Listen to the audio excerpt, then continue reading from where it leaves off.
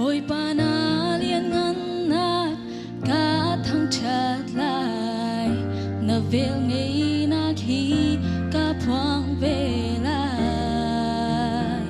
ni tin kanon naga volay chung di panak pun zakip ni kakulhan sehim tein nakahupensaan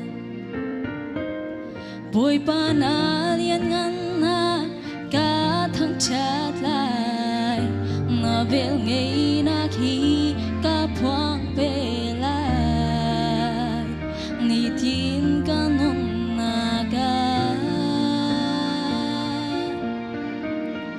volay chung di panak pun zakip ni kakulhan sehim tein nakahupensaan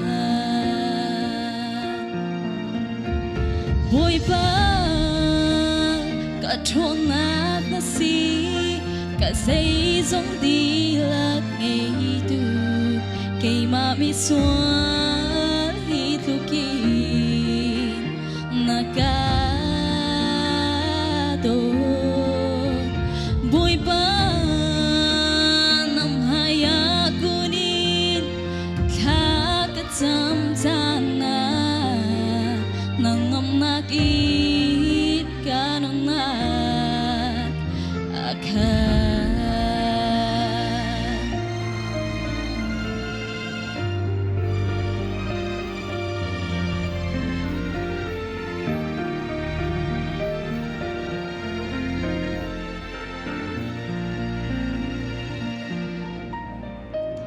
kapum chung tilvial de nang ni naser kangay mi tilvial de autu kanun nakboy nasi ni tin kanun naksa dong zatlo i ke her mi tilvial de naka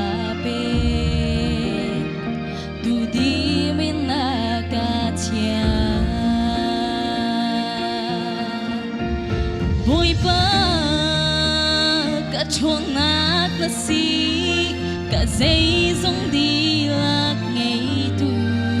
kay mami suan hitukin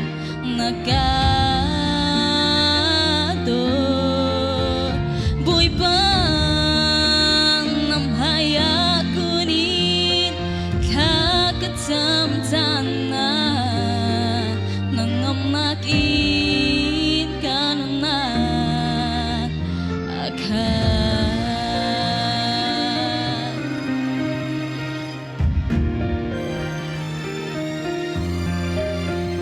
boy pa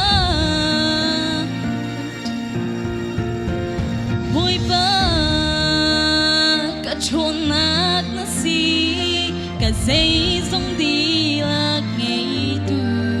kay mami suan hitukin nakado boy pa nam haya kunin kakatsamtana nangam nakin kanonak akan nangam nakin kanonak